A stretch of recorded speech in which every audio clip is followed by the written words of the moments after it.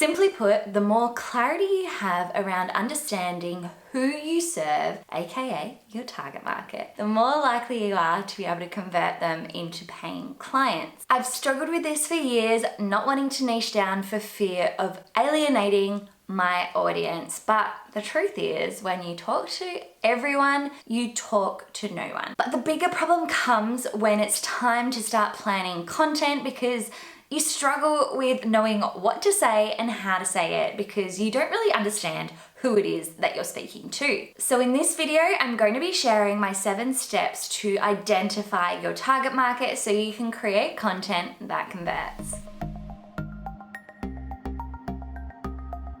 Hello and welcome to my channel. I'm Kate Emily and I'm a brand and content strategist, and I love helping entrepreneurs grow their community, build connection, and convert clients on autopilot. So let's get into the 7 steps of understanding your target market. Step 1, get crystal clear on what you do. Don't get swept up in the bells and whistles of all the features and benefits of whatever it is that you do. Think about the real reason, the core reason why a client is going to book into your service or buy your products. Step 2 is identify how what you do is different from your competitors. It's really likely that there's a bunch of other people that are doing exactly what you do. So get really clear on understanding why you're different, why you're better, what you have to offer that's unique.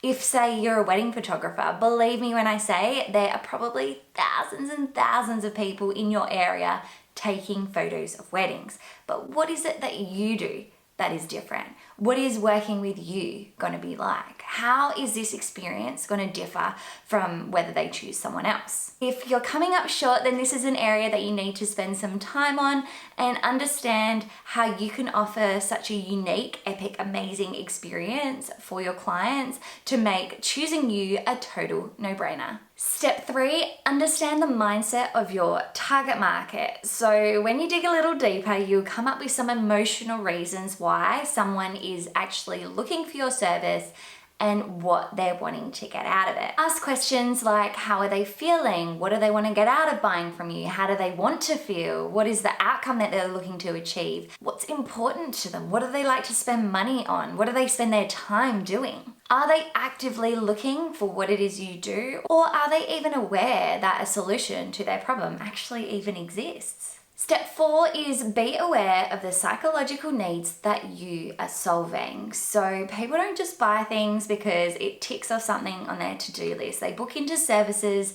and buy products when they really answer some sort of psychological need. So for example, does it save them time? Does it save them money?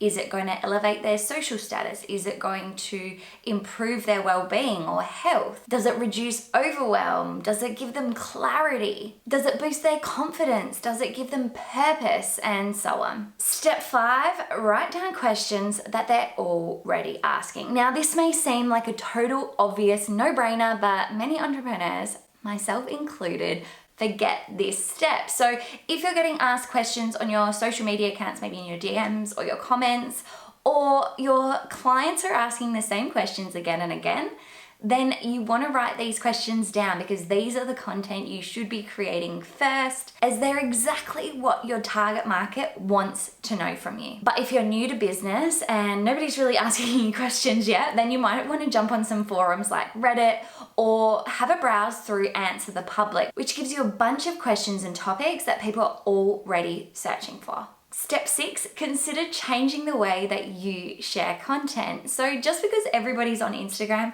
doesn't mean you need to be. Is your target audience there? Are they there actually looking for information about what you share?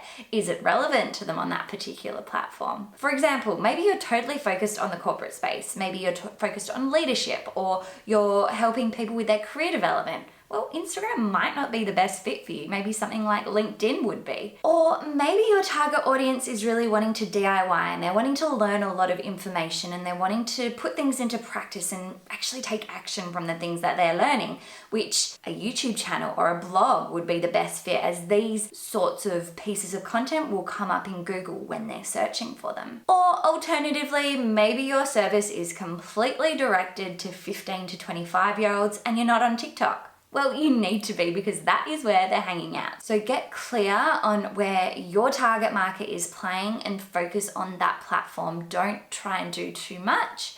Try and consolidate and ensure that whatever you're sharing is relevant to the platform and to the target market that's hanging out there. And step 7 is speak like they do to build connection. So once you're clear on who you want to target, and you know why they would want to buy from you, you want to understand exactly what they say and how they say it. I suggest you put together a word bank featuring the types of words and phrases that your target market is using, that they're resonating with, because if you start using these in your content, they will read it and go, wow, they're talking to me. They speak exactly as I do. This will allow them to connect with you on a much deeper level. A few ways that you could figure this out are by reading through testimonials that you already receive, any comments or DMs that you receive on your social channels, as well as client notes that you create during your sessions with your clients. And another really cool way is to check out Amazon book reviews. Now, stay with me, because